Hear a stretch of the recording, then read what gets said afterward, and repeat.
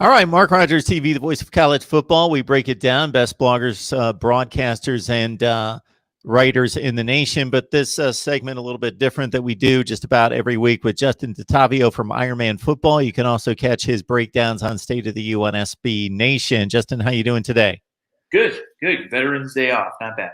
All right. Well, Friday turned out to be a good day for Miami, their first Friday night of the season, at least on offense and at least in the end, although it was a bit shaky as a double-digit favorite against NC State. So the big talk of the game, and understandably so, Justin, was the downfield passing by De'Ara King. And we're looking at a situation in which through 5 games, I don't have the exact numbers, but in balls in the air, more than 20 yards, Miami was completing right about 25% of those balls. Then against Virginia, 6 of 7, hit the first 2 of the game, 75 yards, boom, 2 plays, touchdown. Then they come into this NC State game, and I thought it was one of the more remarkable passing, catching combinations for deep throws that I'd seen this season. Just everything looked like it was dropped into a bucket from King, and give him most of the credit, but obviously it has to be a timing thing, and it just looked like they've obviously been working on this. Yeah, I'd say, I mean,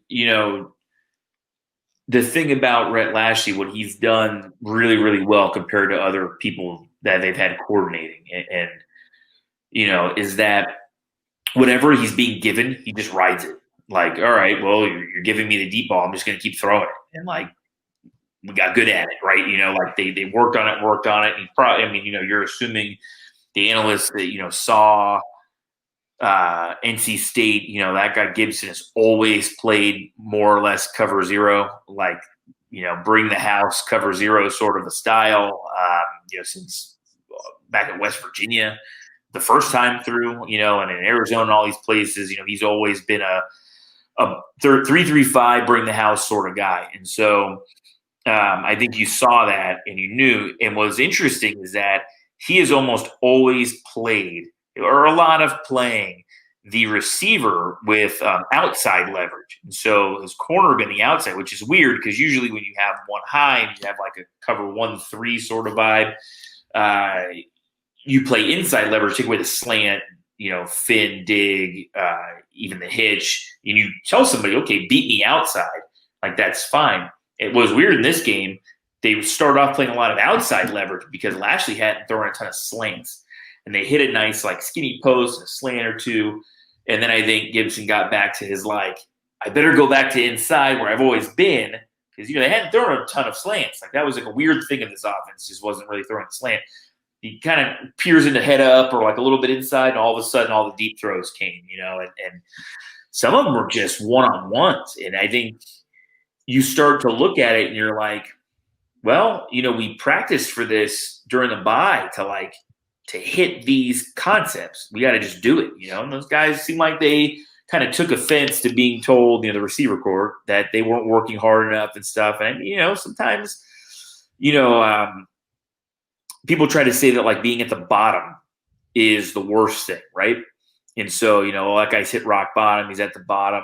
I have this theory, Viktor Frankl had said, man's search for meaning, that, when they wanted to ladle soup in Auschwitz, he said, ladle it from the bottom because that's where all the good stuff is. And sometimes when you're at the very bottom, you actually learn so much more. Like, I learn more from a loss or a bad play, cutting, and some people probably think it's like negativity on something like Steve. You learn more from the bad plays than you do, well, he scored a touchdown, move on, right? Like, whatever it was that worked, all right, let's move on. You do that a lot as a coach, you get some form of like a win even in your personal life, and you're like, all right, move on. But when it's a loss, you sort of linger on it, and that's maybe a coaching, something a therapist could probably work out for coaches. But, you start to think about it, and you're like, well, you learn a lot from mistakes. So you come out of a bye week and you learn from, well, what's not working?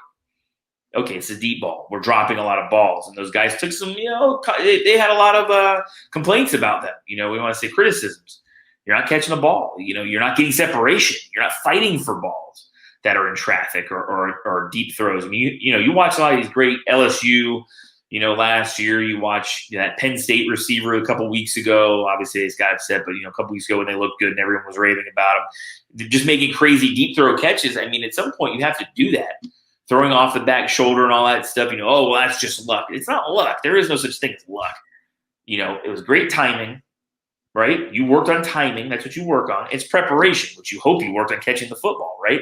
And from all angles, from laying down to sliding to, over the shoulder tightrope. Chris Carter made practicing the tightrope catch, famous. You're hoping that you do that. So I think maybe from the bottom came a little bit of ladling from the bottom, and you pulled up all the good stuff and you worked harder, right?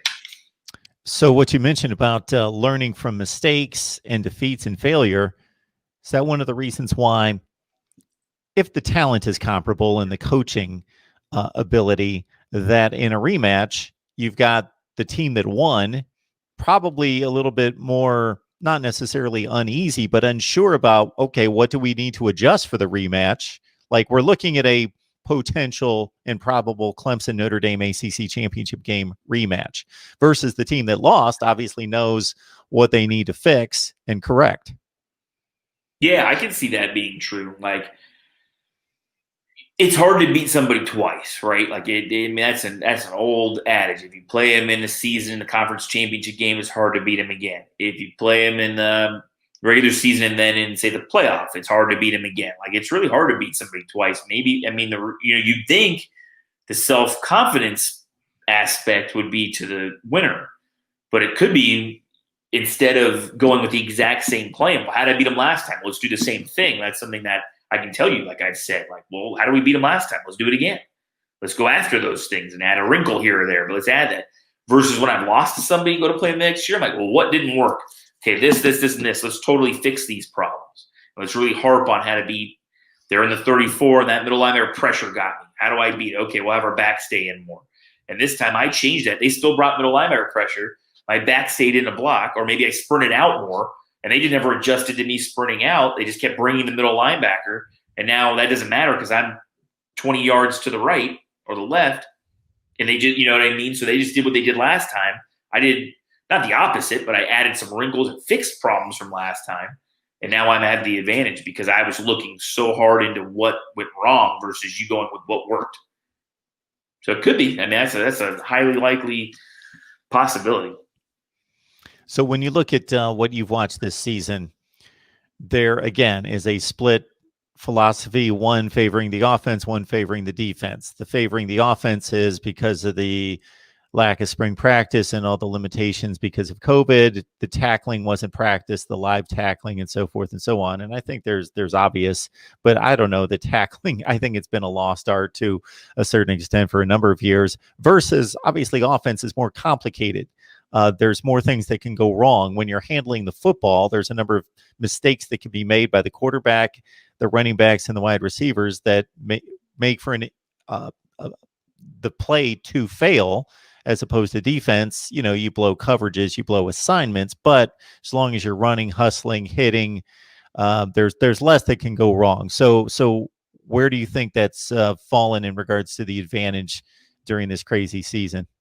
No, defense is always an advantage in all this stuff. I mean, it's more raw athleticism versus the timing and all of that, and the idiosyncrasies of this run play versus this one step on that run play. Yeah, defense is at an advantage when it comes to less time. It's why they usually kick the crap out of the offense in a spring game. It's why, you ever really look close and you're like, who's whipping up on whom? Usually defense is ahead of an offense in spring game. They're ahead of an offense in fall camp. Well, yeah, because it is easier side of the ball to coach, having coordinated both sides.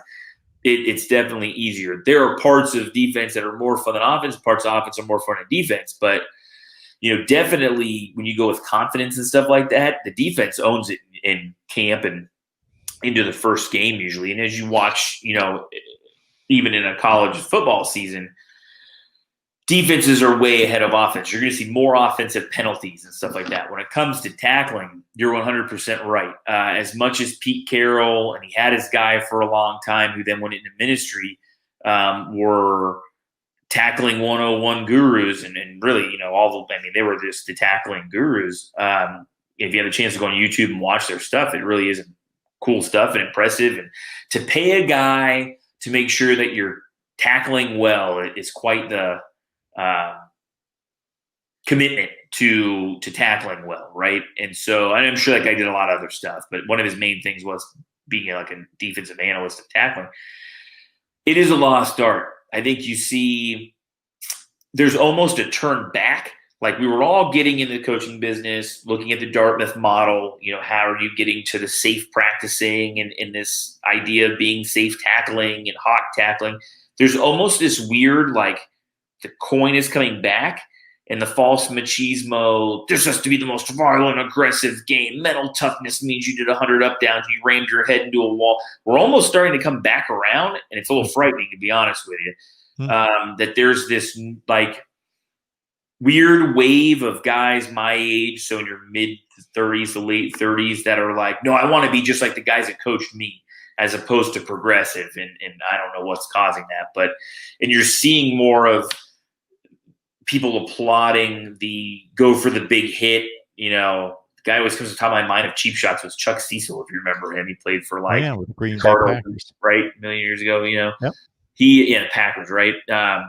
He was always fined for something thrown at us. It's like people are almost like, that's what a real football player is. I mean, I couldn't think that guy even knows his name right now. Like, what do you want for your kid? What stories do you remember? But there is this weird contingent of coaching that is like back to the way that I was coached, which is, I thought all of us were trying to get the hell out of that. But I don't want to practice for 4 hours. Why the hell do you? That's the beauty of college, is at least they limit the hours, right?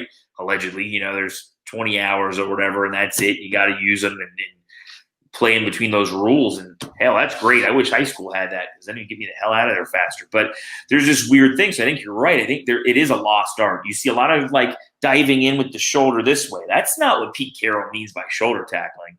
Pete Carroll means a rugby style. Your head is just behind and you tackle your shoulder into the guy's hip and turn. I mean, if you use his method, a guy that's 5'5", I had a kid that was 5'5", probably 135 pounds, was playing like an up safety hybrid sort of position of 4-2-5, tackling a future Akron running back who's probably 5'11", 225.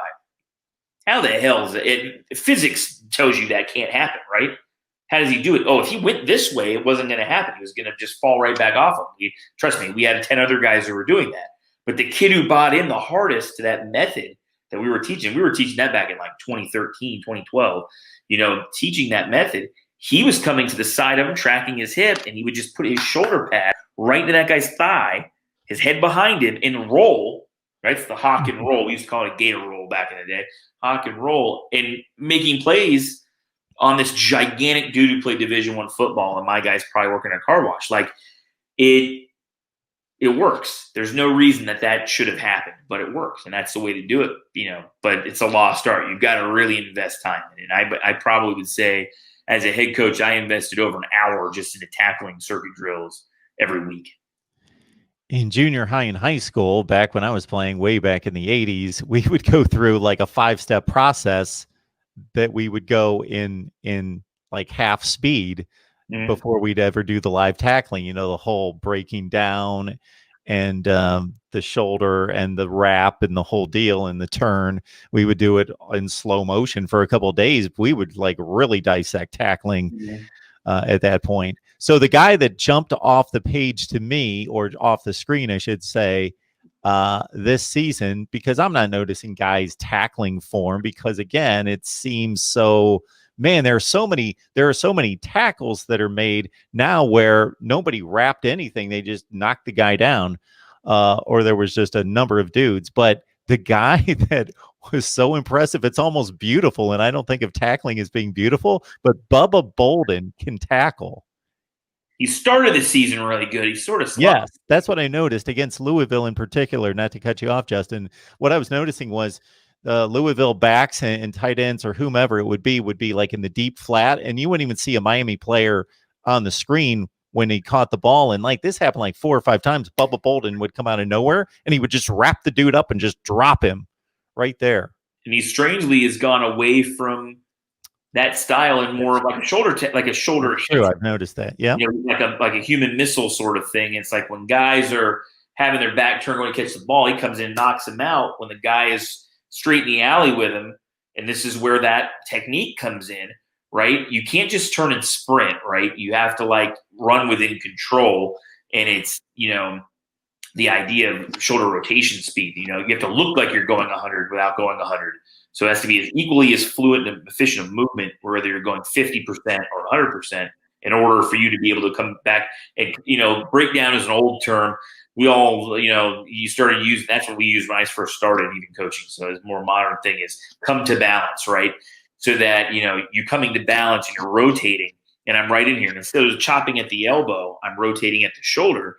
And as I come in, I'm able to stay in control. My balance is there, the same form that I would catch a clean from is right here. I'm chest, knees, toes. I'm ready to move, and I can close in on that guy. If there goes his hip, I can track him and roll his other hip.